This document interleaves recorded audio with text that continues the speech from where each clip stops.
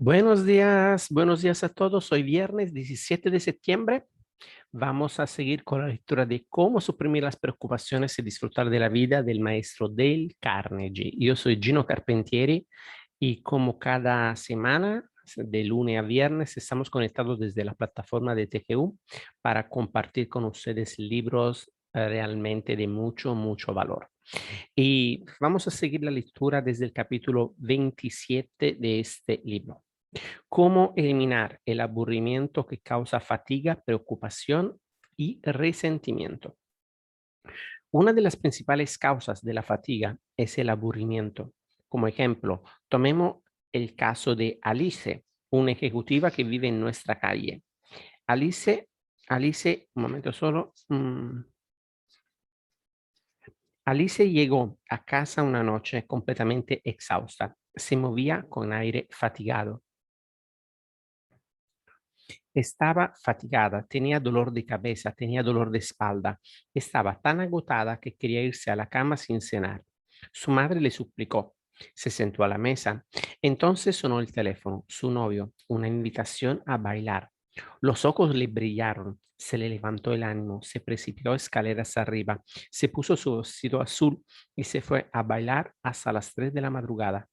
Cuando finalmente volvió a casa, no sentía el menor cansancio. En realidad, estaba tan excitada que no podía dormir. ¿Estaba Alice auténtica y sinceramente cansada 8 horas antes cuando parecía tan agotada y se comportaba como si lo estuviera? Por supuesto que sí. Estaba agotada porque estaba aburrida de su trabajo, tal vez aburrida de la vida. Hay millones de Alices y usted puede ser una de ellas. Es un hecho bien conocido que la actitud emocional tiene por lo general más que ver con la fatiga que el ejercicio físico.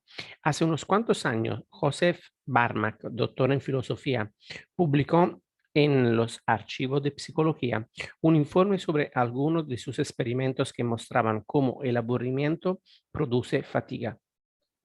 El doctor Barmack sometió a un grupo de alumnos a una serie de pruebas en las que él sabía tendrían un escaso interés. El resultado, los estudiantes se sintieron cansados y sonolientos, se quejaron de dolor de cabeza y ojos cansados, se sintieron irritados. ¿Era todo imaginación? No. Se les sometió a pruebas de metabolismo y las pruebas mostraron que la presión sanguínea y el consumo de oxígeno decrecen realmente cuando una persona está aburrida y que el metabolismo en su conjunto se acelera en cuanto esa misma persona empieza a sentir interés y placer por su trabajo. Raramente nos cansamos cuando estamos haciendo algo interesante y atractivo. Por ejemplo, recientemente me tomé unas vacaciones en las montañas canadienses alrededor del lago Louise. Pasé varios días pescando truchas en el arroyo Corral, abriéndome paso a través de matorrales más altos que yo, tropezando entre ramaje y esforzándome por pasar entre troncos caídos, pero después de 8 horas no estaba agotado. ¿Por qué? Porque estaba entusiasmado y encantado. Tenía la sensación de haber realizado una gran hazaña. Había pescado 6 fantásticas truchas, pero supongamos que la pesca me hubiera aburrido entonces. ¿Cómo creen que me habría sentido? Aquella ardua tarea a más de 2000 metros de altura me habría dejado hecho polvo. Incluso en actividades tan agotadoras como la escalada, el aburrimiento puede causarnos mucho más que el intenso esfuerzo que hemos de hacer. Por ejemplo, S. H. Kingman, presidente del Farmers and Mechanics Saving Bank de Minneapolis, me contó un incidente que ilustra perfectamente lo que he dicho. En julio de 1953, el gobierno canadiense le pidió al Club Alpino de Canadá que proporcionara guías para que entrenaran en la escalada a los miembros de los Rangers del Príncipe de Gales. Ese Kingman fue uno de los guías escogidos para entrenar a aquellos soldados. Me contó cómo él y los demás guías, hombres que contaban entre 42 y 59 años, llevaron a esos jóvenes soldados a dar largas caminatas por glaciares y campos de nieve y a subir por un peñasco de 15 metros de altura, que tenía que escalar con cuerdas y contando solo con diminutos apoyos para los pies y precarios agarraderos para las manos. Escalaron el pico Michael, el pico vicepresidente y otros picos sin nombre del valle de Little Ohio, en las montañas rocosas del Canadá. Después de 15 horas de montañismo, esos jóvenes que estaban en una forma física óptima, acababan de hacer un curso de 6 semanas en duras deslizamiento de comandos, estaban extenuados. Era una fatiga causada por utilizar músculos que no habían resultado endurecido durante el entrenamiento de comandos. Cualquiera que haya hecho alguna vez ese tipo de entrenamiento dirá que es una suposición ridícula. No, estaban totalmente extenuados porque les aburría subir montañas. Estaban tan cansados que muchos de ellos se quedaban dormidos sin siquiera esperar a cenar. Y los guías, hombres que les doblaban o triplicaban en edad, ¿estaban cansados? Sí, pero no agotados. Cenaban y se quedaban levantados durante horas, hablando de lo sucedido durante el día. No estaban agotados porque estaban interesados. Cuando Cuando el doctor Edward Thorndike de Columbia estaba realizando experimentos sobre la fatiga, mantenía despiertos a hombres jóvenes durante casi una semana, manteniendo despierto su interés en algo. Después de una amplia investigación, se comenta que Thorndike dijo, el aburrimiento es la única causa real de la disminución del trabajo. Si es usted un trabajador mental, rara vez será la cantidad de trabajo que haga lo que lo canse. Puede cansarse por la cantidad de trabajo que no hace. Por ejemplo, recuerde ese día de la semana pasada en que no paraban de interrumpirle. Cartas sin contestar, entrevistas anuladas, problemas por todos lados. Todo salió mal ese día. No consiguió terminar nada y sin embargo se fue a casa extenuado y con un dolor de cabeza terrible. Al día siguiente todo marchó sobre ruedas en la oficina. Hizo 40 veces más cosas que el día anterior y volvió a casa tan fresco como una rosa. Usted ha tenido esta experiencia y yo también. ¿Qué lección podemos aprender de eso? Que nuestra fatiga tiene frecuentemente por causa no el trabajo, sino la preocupación, la frustración y el resentimiento. Mientras escribí este capítulo fui a ver una reposición de Showboat, la deliciosa comedia musical de Jeremy Kern. El capitán Andy, comandante del Colton Blossom, dice en uno de sus incisos filosóficos, las personas con suerte son aquellas que tienen que hacer cosas que les encanta hacer. Repito, las personas con suerte son aquellas que tienes que hacer cosas que les encanta hacer. Esas personas son afortunadas porque tienen más energía, más alegría, menos preocupación y menos fatiga. Allí donde esté tu interés, estará también tu energía. Andar 10 manzanas con un cónyuge malhumorado y quejoso puede ser más fatigoso que caminar 20 kilómetros con alguien que nos adora. Y entonces, ¿qué? ¿Qué se puede hacer? Bien, y aquí lo que hizo una mecanógrafa que trabajaba en una empresa petrolera de Tulsa, una empresa petrolífera de Tulsa, Oklahoma. Varios días al mes tenía una de las tareas más aburridas que es posible imaginar, rellenar formularios para arrendamientos petrolíferos, introduciendo cifras y estadísticas. Era una tarea tan aburrida que decidió, en defensa propia, convertirla en interesante. ¿Cómo? Estableció una competición diaria consigo misma. Contaba los formularios que había rellenado por la mañana y trataba de superar la marca por la tarde. Contaba el total del día y trataba de superarlo al día siguiente. Resultado, pronto pudo rellenar más de esos aburridos formularios que nunca otra mecanógrafa de la sección. ¿Qué consiguió con ello? ¿Elogios? No. ¿Que le dijeran las gracias? No. ¿Un ascenso? No. ¿Un aumento de sueldo? No. Pero la ayudó a impedir la fatiga que nace del aburrimiento. Le ofreció un estimulante mental. Como había hecho todo lo posible por conseguir que un trabajo aburrido fuera interesante, tenía más energía, más entusiasmo y disfrutaba mucho más de sus horas de ocio. Sé que esa historia es verdad porque me casé con aquella chica. Esta es la historia de otra mecanógrafa que descubrió que valía la pena actuar como si su trabajo fuera interesante. Solía pelearse con su trabajo, pero ya no lo hace. Se llama Verly Golden y es de Elmhurst, Illinois. Este es su relato, tal como me lo escribió. Hay 4 estenógrafas en mi oficina y cada uno tiene que tomar las cartas que le dicen varios hombres. De vez en cuando, todo ese trabajo nos desborda. Un día, un subjefe de sección insistió en que tenía que volver a escribir una larga carta. Empecé a rebelarme.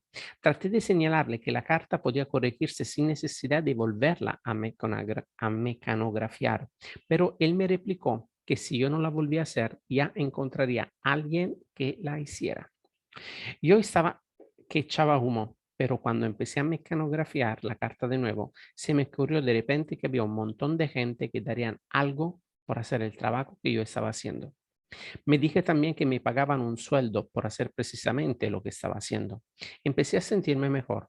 De pronto, decidí hacer el trabajo como si verdaderamente disfrutara de él, a pesar de que lo detestaba. Y entonces hice ese importante descubrimiento. Si hago mi trabajo como si de verdad disfrutara haciéndolo, entonces disfruto haciéndolo hasta cierto punto. También averigüé que trabajo más rápido cuando disfruto del trabajo, así que ahora raramente tengo necesidad de hacer horas extras. Mi nueva actitud me ganó la fama de ser una buena trabajadora y cuando uno de los jefes de sesión necesitó una secretaria particular, me eligió a mí para el puesto porque, según dijo, siempre estaba dispuesto a hacer trabajo extra sin ponerme de mal humor. Esta cuestión del poder de una actitud mental diferente ha sido un descubrimiento enormemente importante para mí. Ha hecho maravillas. Valley Golden utilizó la milagrosa filosofía de como si del profesor Hans Weinger, que nos enseñó a actuar como si fuéramos felices. Si actúa como si su trabajo le interesara, esa actuación tenderá a hacer que su interés será real. Tenderá también a disminuir su fatiga, sus tensiones y sus preocupaciones. Hace unos cuantos años, Arlan Howard tomó una decisión que cambió completamente su vida. Decidió hacer interesante una tarea tediosa y la tarea era verdaderamente tediosa. Fregar platos y mostradores y servir helados en el comedor del colegio mientras los otros chicos jugaban a fútbol o bromeaban con las chicas. Arlan Howard detestaba su trabajo, pero ya que tenía que hacerlo, decidió estudiar el helado, cómo se hacía, qué ingredientes se utilizaban, por qué unos helados eran mejores que otros. Estudió la química del helado y se convirtió en el fenómeno de la clase de química de la escuela. Había llegado a interesarse tanto en la química de la alimentación que ingresó en el Massachusetts State College y se especializó en tecnología de la alimentación. Cuando la lonja de cacao de Nueva York ofreció un premio de $100 para el mejor trabajo sobre los usos del cacao y el chocolate, un premio abierto a todos los estudiantes universitarios, ¿quién supone que lo ganó? Exacto, Arlan Howard. Cuando vio que era difícil conseguir un empleo, Arlan Howard abrió un laboratorio privado en el sótano de su casa, en Amherst, Massachusetts. Al poco tiempo, se aprobó una nueva ley. Había que contar las bacterias de la leche. Arlan Howard no tardó en estar contando bacterias para las 14 empresas lecheras de Amherst y tuvo que contratar 2 ayudantes. ¿Dónde estará Arlan Howard dentro de 25 años? Bueno, las personas que ahora dirigen las empresas de la química de la alimentación se habrán retirado o habrán muerto y sus puestos los ocuparán los jóvenes que ahora irradian iniciativa y entusiasmo. Dentro de 25 años, Arlan Howard será probablemente uno de los líderes de su profesión, mientras que algunos de sus compañeros a los que solía servir helados estarán amargados, sin empleo, despotricando contra el gobierno y lamentándose de no haber tenido nunca una oportunidad. Puede que Arlan Howard tampoco hubiera tenido nunca una oportunidad si no hubiera decidido hacer que un trabajo aburrido fuera interesante. Hace unos años hubo otro joven que se aburría con su trabajo de permanecer frente a un torno produciendo tornillos en una fábrica. Se llamaba Sam y quería dejar su empleo, pero tenía miedo de no encontrar otro. Como tenía que hacer aquella aburrida tarea, Sam decidió hacerla interesante. Así que hacía carreras con el mecánico que manejaba la máquina de al lado. Uno tenía que recortar las partes rugosas y el otro pulir los tornillos hasta que tuvieran el diámetro adecuado. De vez en cuando cambiaban de máquina para ver quién podía producir más tornillos. El capataz, impresionado con la velocidad y precisión de Sam, pronto le dio un trabajo mejor y ese fue el inicio de toda una serie de ascensos. 30 años después, Sam Vauclain era presidente de la fábrica de locomotoras Baldwin, pero podía haber seguido siendo un mecánico toda su vida si no hubiera podido convertir interesante un trabajo muy aburrido. H. V. Kaltenborg, el famoso comentarista radiofónico de noticias, me explicó en una ocasión cómo hizo interesante una tarea tediosa. Cuando tenía 22 años, se pagó el pasaje a través del Atlántico en un barco para ganado, cuidando a las reses. Después de viajar por Inglaterra en bicicleta, llegó a París hambriento y sin un centavo. Empeñó su máquina fotográfica por $5, puso un anuncio en la edición del París de New York Herald y consiguió un empleo de vendedor de aparatos estereoscópicos. Si usted se ha cumplido ya a los 40 años, recordará aquellos antiguos estereoscopios que nos poníamos delante de los ojos para mirar dos imágenes exactamente iguales. Al mirar, se producía el milagro. Las dos lentes del estereoscopio transformaban las dos imágenes en una única escena, con el efecto de una tercera dimensión. Veíamos las distancias, conseguíamos una asombrosa sensación de perspectiva. Bien, como estaba diciendo, Kaltenborg empezó a vender esos aparatos de puerta en puerta por todo París y no sabía francés. Pero aquel año ganó $500 en comisiones y se convirtió en uno de los vendedores mejor pagados de Francia. H.V. Kaltenborg me dijo que esa experiencia hizo tanto por desarrollar en él las cualidades que llevan al éxito como cualquier año de estudios en Harvard. Confianza, me dijo él mismo que después de aquella experiencia pensaba que hubiera conseguido vender actas del Congreso de los Estados Unidos a las amas de casas francesas. Esa experiencia le procuró también un íntimo conocimiento de la vida francesa, que después le sería muy valioso para interpretar por la radio los acontecimientos europeos. ¿Cómo se las arregló para llegar a ser un buen vendedor si no sabía francés? Bueno, le pidió a su patrón que le escribiera lo que tenía que decir en perfecto francés y se lo aprendió de memoria. Llamaba a una puerta y abría el ama de casa. Kaltenborg empezaba a repetir lo que se había aprendido de memoria con un acento tan terrible que era cómico. Le mostraba las imágenes a la ama de casa y cuando esa le preguntaba algo, se encogía de su hombro y decía, americano, americano. Entonces se quitaba el sombrero y enseñaba la copia de lo que tenía que decir en perfecto francés, que llegaba enganchada en el forro. El ama de casa se echaba a reír. Él también, y le mostraba más imágenes. Cuando me contó esto, Kaltenborg me confesó que su trabajo había sido cualquier cosa menos fácil. Me dijo que solo una calidad le había ayudado a salir adelante, su determinación de hacer interesante el trabajo. Todas las mañanas, antes de salir de casa, se miraba al espejo y se decía unas cuantas palabras de ánimo. Kaltenborg, tienes que hacer esto si quieres comer. Y como tienes que hacerlo, ¿por qué no lo pasas bien mientras lo haces? ¿Por qué no imaginas cada vez que llamas a una puerta que eres un actor antes de las candilejas y que hay un público que te está mirando? Al fin y al cabo, lo que estás haciendo es tan divertido como cualquier cosa en un escenario. Así pues, ¿por qué no poner un montón de brío y entusiasmo en ello? Kaltenborn me dijo que esas estimulantes charlas diarias antes del espejo le ayudaron a transformar una tarea que había odiado y temido en una aventura que le agradaba y le resultaba muy provechosa. Cuando le pregunté si tenía algún consejo que dar a los jóvenes estadounidenses con deseo de triunfar, dijo, sí, ve y pelea contigo mismo cada mañana.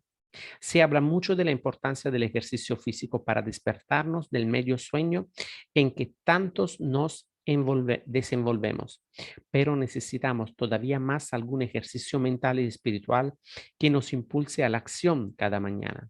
Todos los días tienes que decirte algunas palabras que te levanten el ánimo. ¿Es que hablarnos así es tonto, superficial o infantil? No, por el contrario, es la esencia misma de una sólida psicología. Nuestra vida es la obra de nuestros pensamientos. Estas palabras siguen siendo tan ciertas hoy como hace 18 siglos, cuando Marco Aurelio las escribió en sus meditaciones. Nuestra vida es la obra de nuestros pensamientos. Hablándose a sí mismo a todas horas, usted puede orientarse a tener pensamientos de coraje y de felicidad, de fuerza y paz. Hablándose a sí mismo de las cosas por las que tiene que estar agradecido, puede llenar su espíritu de pensamientos que se elevan y cantan. Teniendo los pensamientos acertados, puede hacer cualquier tarea menos desagradable.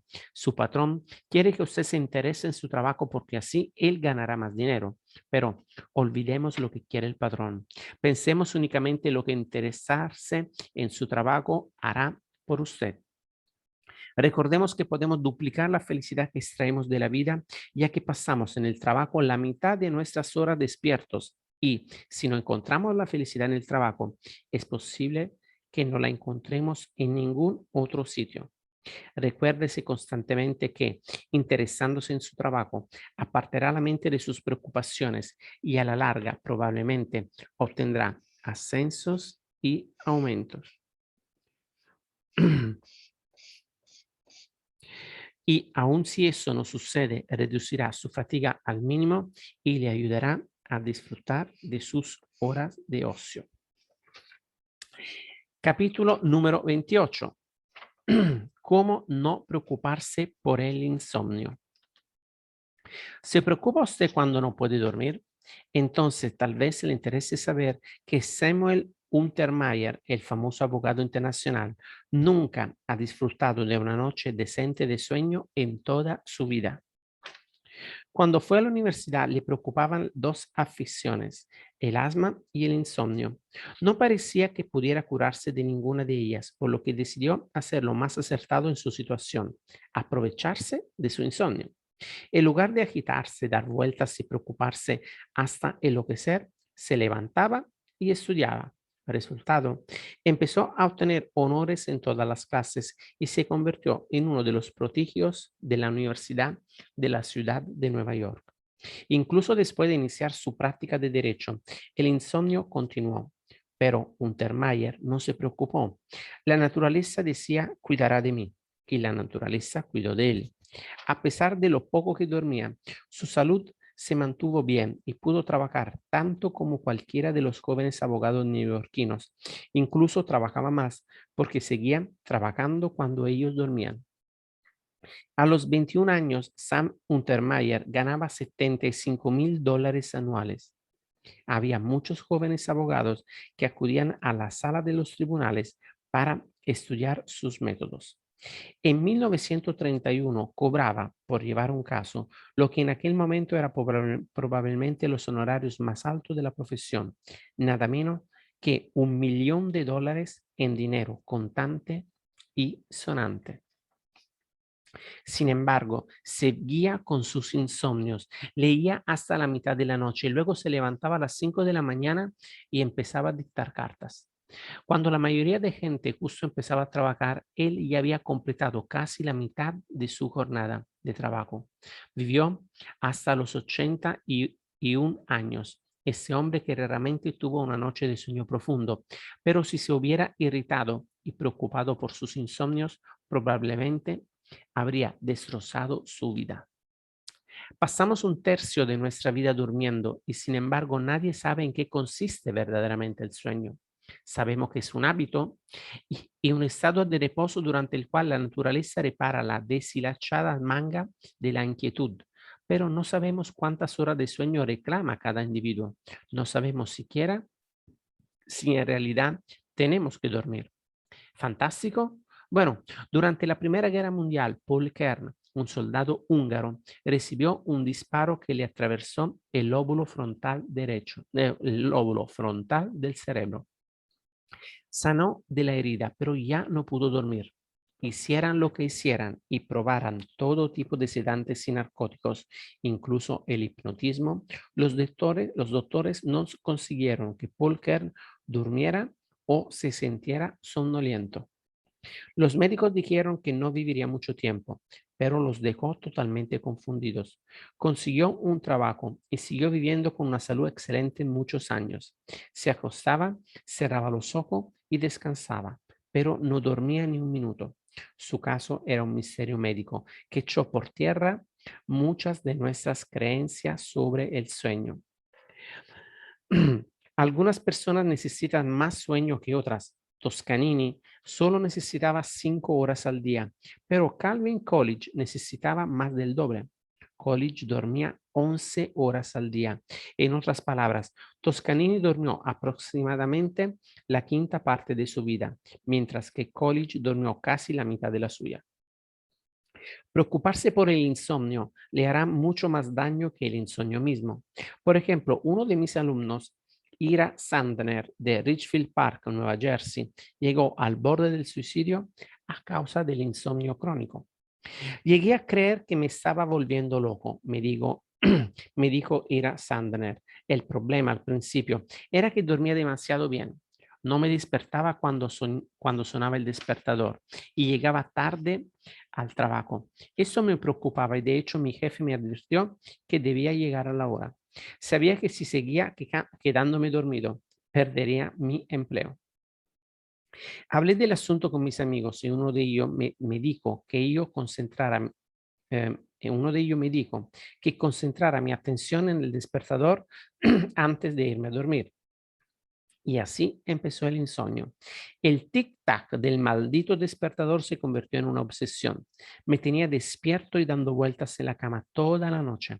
Cuando llegaba la mañana estaba casi enfermo, enfermo de cansancio y preocupación. Esto se prolongó durante 8 semanas. No puedo describir las torturas que sufrí. Estaba convencido de que me estaba volviendo loco. A veces paseaba arriba y abajo por la habitación horas enteras y llegué a pensar en tirarme por la ventana y acabar con todo.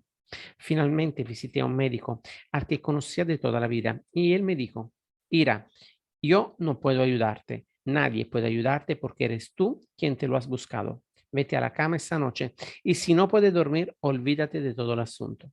Limítate a decirte, me importa un bledo si no me duermo. No me va a pasar nada si me quedo despierto hasta la mañana.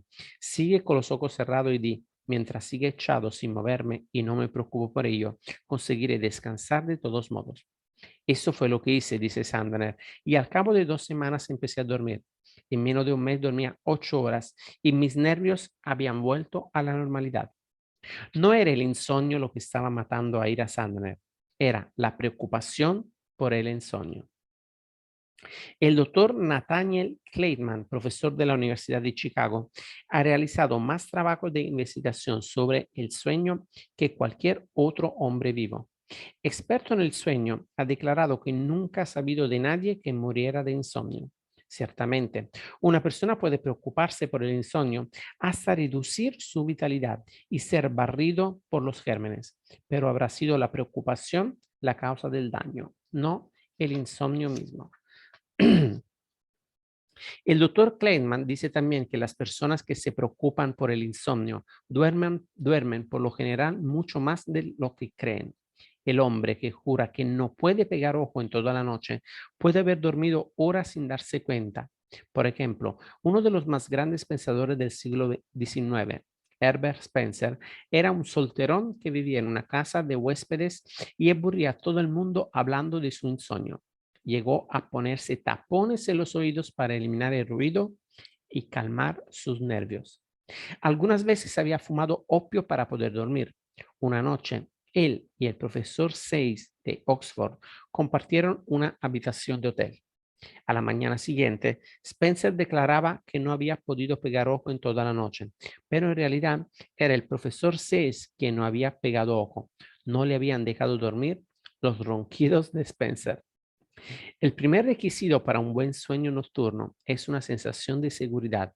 Necesitamos sentir que algún poder superior a nosotros nos cuidará hasta la mañana. El doctor Thomas Islop del Great West Riding Asylum recalcaba ese extremo en un discurso pronunciado ante la British Medical Association. Uno de los mejores agentes productores del sueño, digo, que en mis años de práctica me ha revelado es la oración. Digo eso puramente en tanto que médico. La práctica de la oración en aquellos que la ejercen habitualmente debe ser considerada como el más adecuado y normal de los tranquilizantes de la mente y calmantes de los nervios. Poneos en manos de Dios y dejaos ir. Janet McDonald me contó que cuando estaba deprimida y preocupada y tenía dificultades para dormir, siempre obtenía una sensación de seguridad, repitiendo el Salmo 23. El Señor es mi pastor, no sufriré necesidad. Él me llevará a los verdes pastos, me conducirá juntos a las aguas tranquilas. Pero si usted no es religioso y tiene que hacer las cosas por el camino difícil, aprenda a relajarse por medios físicos. El doctor David Harold Fink, en su Liberación de la tensión nerviosa, dice que el mejor modo de hacer esto es hablar a nuestro cuerpo. Según el doctor Fink, las palabras son la clave de toda clase de hipnotismo y cuando no se puede dormir es que uno se ha convencido con palabras de que sufre un caso de insomnio. El modo de deshacer, perdona, el modo de deshacer esto es deshipnotizarse y es posible lograrlo diciendo a los músculos del cuerpo, ir, dejad ir, aflojaos y relajaos. Sabemos ya que la mente y los nervios no pueden relajarse mientras los músculos estén tensos. Por tanto, si queremos dormir, tenemos que comenzar por los músculos. El doctor Fink recomienda, y es algo que da resultado en la práctica, colocar una almohada bajo las rodillas para aflojar la tensión de las piernas y meter dos almohadas más pequeñas bajo los brazos con el mismo fin. Después, al decirle a la mandíbula que se relaje y luego a los ojos, los brazos y las piernas, nos quedamos finalmente dormidos antes de saber qué nos ha pasado. Lo he probado y lo sé. Una de las mejores curas para el insomnio es cansarse físicamente trabajando en el jardín, nadando, jugando al tenis, esquiando, simplemente realizando algún trabajo físico agotador. Eso es lo que hacía Theodor Dreiser. Cuando era un joven actor que trataba de abrirse camino, se preocupaba por el insomnio. Así que consiguió trabajo como peón en el ferrocarril central de Nueva York. Y después de una jornada trabajando a pico y para, estaba tan agotado que apenas podía aguantar despierto hasta después de cenar. Si nos cansamos lo suficiente, la naturaleza nos obligará a dormir aunque estemos caminando. A guisa de ejemplo, diré que cuando yo tenía 13 años, mi padre envió un vagón de cerdos a St. Joe, Missouri. Como tenía dos pases gratis para el tren, me llevó con él. Hasta aquel momento no había estado nunca en una localidad de más de 4.000 almas. Cuando bajamos en St. Joe, una ciudad de 60.000 habitantes, estaba excitatísimo. Vi rascacielos de 6 pisos y, maravilla de maravillas, un tranvía. Todavía puedo cerrar los ojos y ver y oír aquel vehículo. Después del día más emocionante de mi vida, mi padre y yo cogimos el tren de vuelta a Ravenwood, Missouri. Llegamos al pueblo a las 2 de la madrugada y tuvimos que andar 6 kilómetros para llegar hasta nuestra granja. Y eso es lo importante del relato. Estaba tan exhausto que dormía y soñaba mientras andaba. A menudo he dormido mientras iba al lomo de un caballo y estoy vivo para contarlo. Cuando estamos completamente exhaustos, dormimos en medio del fragor, y el horror y el peligro de una guerra. El doctor Foster Kennedy, el famoso neurólogo, me contó que durante la retirada del quinto ejército británico en 1918 había visto soldados tan extenuados que se desplomaban al suelo y caían en un sueño tan profundo como si estuvieran en coma. No se despertaban ni cuando les levantaba los párpados con los dedos. Y dice que había observado que, invariablemente, los dormidos tenían las pupilas de los ojos hacia arriba.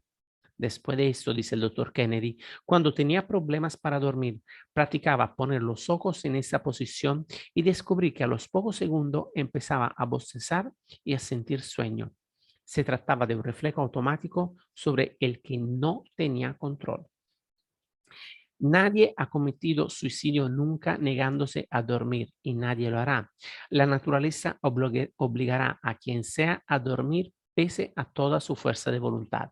La naturaleza permitirá que pasemos sin comida o sin agua mucho más tiempo que sin dormir. Hablar de suicidio me recuerda un caso que el doctor Henry Link describe en su libro El reencuentro del hombre. El doctor Link es vicepresidente de Psychological Corporation y trata con muchas personas preocupadas y deprimidas. En el capítulo sobre la superación de miedos y preocupaciones, habla de un paciente que deseaba suicidarse.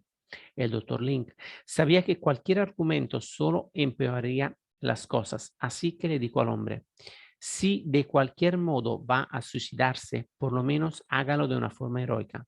Corra alrededor de la manzana hasta que se haya muerto. El hombre lo intentó, no una, sino varias veces, y cada vez se sentía mejor en su mente, sino en sus músculos. A la tercera noche había logrado lo que el doctor Link quería conseguir desde el principio. Estaba físicamente tan cansado y relajado que durmió como un tronco.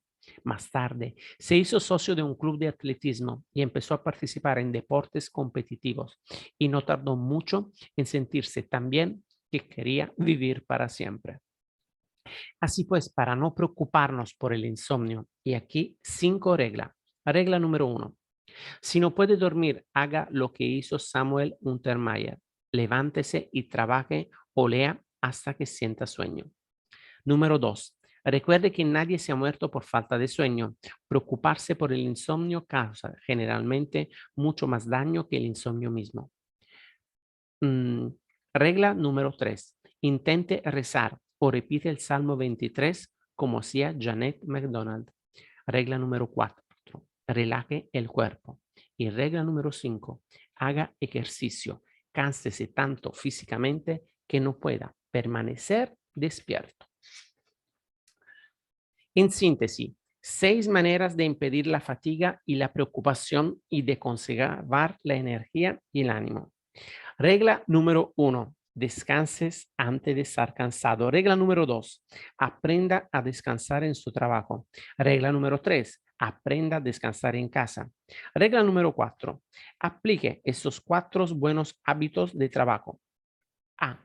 Despeje su mesa de trabajo de todos los papeles, excepto aquellos que tienen relación con el problema que tiene entre manos en este momento. B. Haga las cosas por orden de importancia. C. Cuando tenga un problema, resuélvalo en el acto, si cuenta con los datos necesarios para tomar una decisión. Para impedir la fatiga y la preocupación, ponga entusiasmo en su trabajo. Recuerde que la falta de sueño no ha matado nunca a nadie. Es la preocupación por el insomnio lo que hace daño, no el insomnio. Regla número 5.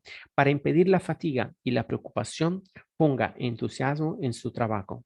Y por último, la regla número 6. Recuerde que nadie se murió por falta de sueño. Es la preocupación por el insomnio lo que hace el daño, no el insomnio. Muy bien, amigos, hemos terminado también la séptima parte de ese libro increíble. Gracias por haberme acompañado hasta aquí. Hoy viernes vamos a descansar y a relajarnos este fin de semana y el lunes empezamos con la octava parte. ¿Cómo vencí la preocupación? 31 relatos verdaderos. Así que les deseo un fin de semana increíble y nos vemos el lunes para seguir con la lectura de ese libro. Un abrazo y buen fin de semana. Chao, chao.